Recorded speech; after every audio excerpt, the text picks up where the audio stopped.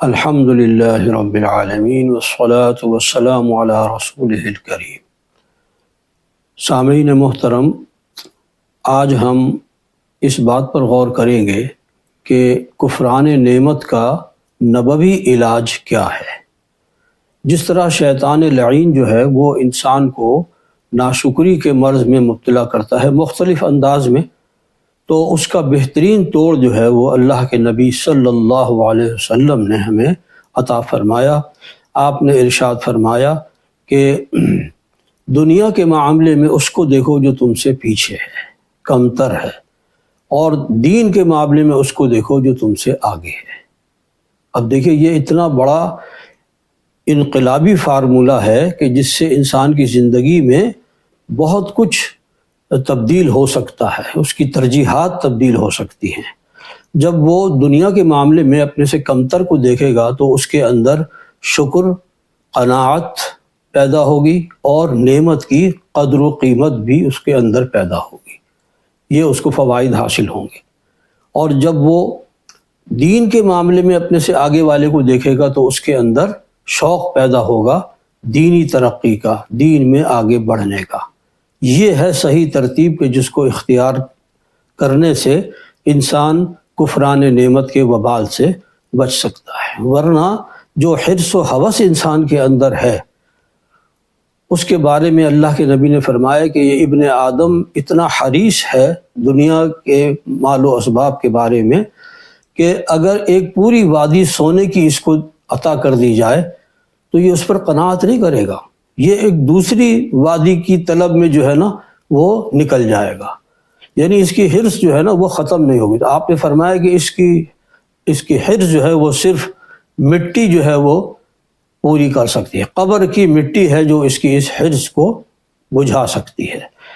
تو اس لحاظ سے یعنی یہ ایک بہت اہم بات ہے کہ جو ہمیں اختیار کرنی چاہیے اپنی زندگی میں، کہ ہم ان لوگوں کو دیکھیں جو ہم سے کمتر ہیں دنیا کے معاملے میں۔ ٹھیک ہے، ہمارا رویہ بالکل اس کے برعکس ہوتا ہے، جس کی وجہ سے ہم پریشان ہوتے ہیں، سرگرداں ہوتے ہیں۔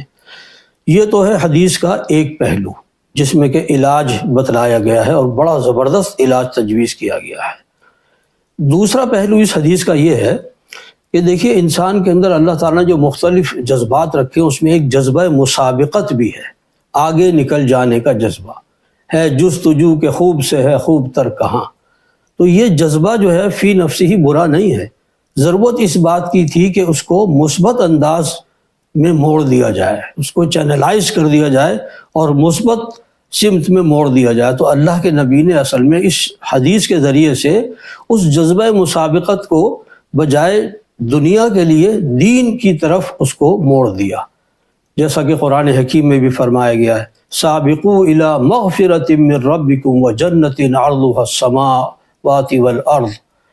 دوڑ لگاؤ، مسابقت کرو ایک دوسرے سے، کس بات کے لیے؟ اللہ کی مغفرت اور اس جنت کے حصول کے لیے کہ جس کا طول و عرض جو ہے وہ آسمان اور زمین سے بھی زیادہ ہے۔ اسی طریقے سے ایک مقام پر فرمایا وفی ذلک فلیتنافس المتنافسون۔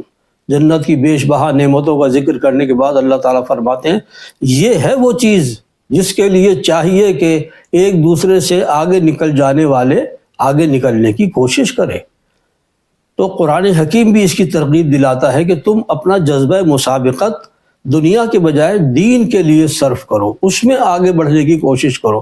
تو اللہ کے نبی صلی اللہ علیہ وسلم نے جو ہمیں تجویز کیا ہے نسخہ، اس قدر زبردست ہے کہ اس سے ہمارے اندر شکر و قناعت بھی پیدا ہو رہی ہے، اور اللہ کی نعمتوں کی قدر بھی پیدا ہو رہی ہے، اور وہ جو ایک لامتناہی سلسلہ ہے نا دنیا کی دوڑ کا، اس کو بریک بھی جو ہے وہ اسی بات سے لگ سکتی ہے کہ جب ہم دنیا کے معاملے میں اپنے سے پیچھے والے کو دیکھیں اور دین کے معاملے میں اپنے سے آگے والے کو دیکھیں، تو وہ جو جذبہ مسابقت ہے وہ الحمدللہ ہمیں دینی ترقی کے اندر ممید و معاون ہوگا اور ہمیں آگے بڑھنے میں مددگار ہوگا۔ اللہ تعالی ہمیں اس نبوی علاج کو اختیار کرنے کی توفیق عطا فرمائے۔